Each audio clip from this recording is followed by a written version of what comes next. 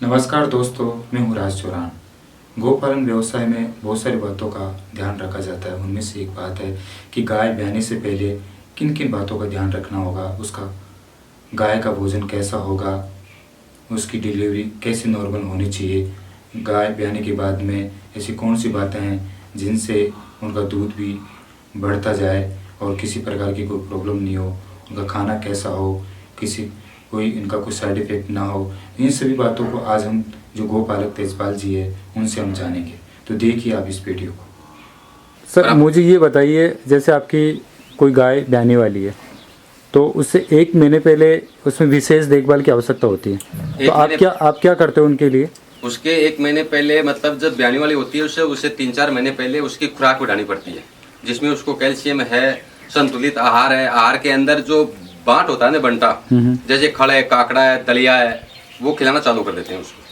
अच्छा, कितने टाइम पहले? लगभग 3 महीने पहले। अच्छा, 3 महीने पहले। हाँ।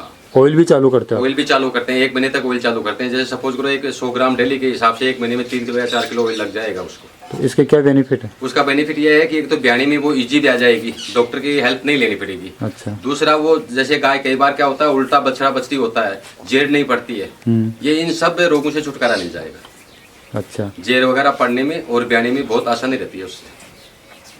तो इनमें क्या है कि ब्याने से पहले खुराक की बहुत ज़्यादा इम्पोर्टेंट होता है। यदि आप ब्याने से पहले कोई खुराक नहीं दोगे, उसको दुबली पुतली रहेगी, तो वो ब्याने में भी दिक्कत करेगी, प्लस उसका जो बछड़ा बछड़ी होगा वो बहुत कमजोर होगा और जेर भी नहीं पड़ेगी।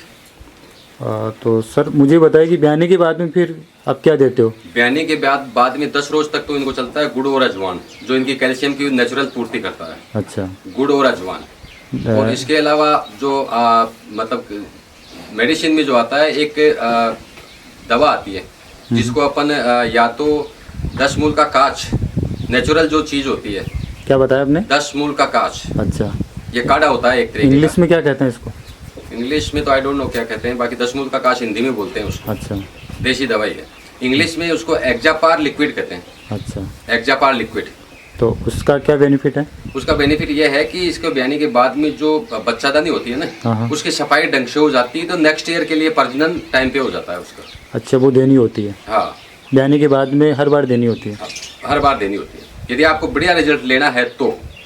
अच्छा। उसका बेनिफिट यही है कि एक तो जेर वगैरह अच्छी तरह से साफ हो जाएगी, उसके जो बच्चादानी है, ओवरी है, वो ढंग से साफ हो जाएगी।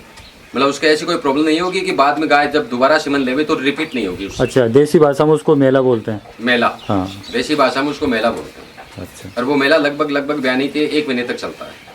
अच्छा, वो उसकी सफाई होना जरूरी है? सफाई होना जरूरी है, अदरवाइज तो उसके मिल्क जो दूध प्रोडक्शन है वो भी कम रहेगा। यदि ढंग से सफाई नहीं हुई तो अगली बार ब्याने के लायक नहीं रहेगी वो गाय, क्योंकि 5 बार सीमन खा जाएगी, 6 बार सीमन खा जाएगी, फिर उसका सफाई करवाना पड़ेगा। और उसके बाद में फिर अभी इसका जो आप मिक्सर वगैरह देते हो ब्याने के बाद में, कितने टाइम बाद में देते हो? 15 रोज बाद में दलिया देते हैं, उससे पहले नहीं देते हैं। उससे पहले देते हैं तो गाय बीमार हो जाएगी। अच्छा। दलिया बैठ जाएगा उसके। अच्छा, वो पहले नहीं देना, बाद में देना? पहले नहीं देना। 15 रोज तक तो उसको भरपूर कैल्शियम वाली चीज चलेगी, जैसे गुड़ है, अजवान है, उनको गर्म कर कर। अच्छा, उनका पानी देना है? पानी खूब बढ़िया उबाल करके उसका पानी दो, मतलब 15, 20, 25 रोज तक। तो जैसे कुछ सी क्या नाम है, गोपालक है, वो हरा चारा भी डालते हैं, तो इनके लिए हरा चारा कितना इम्पोर्टेंट है? ब्याने के 8-10 रोज तक नहीं डालना चाहिए, उसके बाद में देना है? उसके बाद में देना। तो उसके क्या बेनिफिट है? हरा चारा आप डालोगे तो वो कूलिंग टेम्परेचर बनाएगा शरीर के अंदर। कूलिंग टेम्परेचर बनाएगा तो उसके मैले नहीं चलेंगे, यानी उसकी ओपरी साफ नहीं होगी। अच्छा, तो हरा चारे का इम्पोर्टेंस बताओ सर मुझे। हरा चारा की इम्पोर्टेंस है, उससे इसको आयरन मिलता है भरपूर हरे चारे से। हाँ, कौन सा है हरा चारा? हरे चारे में रंजका है, जवार है, एक दूसरा चारा शब्दी बोलते हैं उसको, जो मेथी के दाने जैसा आता है, और बाजरा है, कच्चा बाजरा।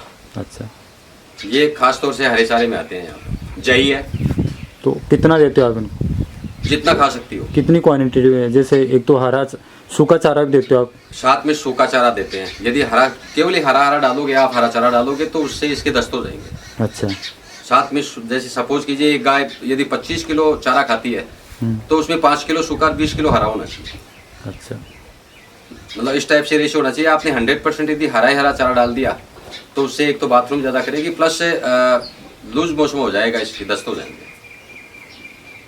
क्योंकि आयरन ज़्यादा आता है हरे के अंदर और डाइजेस्ट नहीं हो पाता है पूरा। तो आप इनमें जो मिक्सर वगैरह जो डालते हैं उनके वेट के हिसाब से डालते हो या दूध के हिसाब से डालते हो इनमें? मिक्सर वगैरह दूध के हिसाब से डालते हैं। कितना डालते हो सर? सपोज करो 25 लीटर दूध देने वाली गाय है तो उसको भरपूर कम से कम 15 किलो लिक्विड बंटा चाहिए। अच्छा, लिक्विड बंटा चाहिए 15 किलो, यानी 2 बुकेट 2 बाल्टी रांधा हुआ।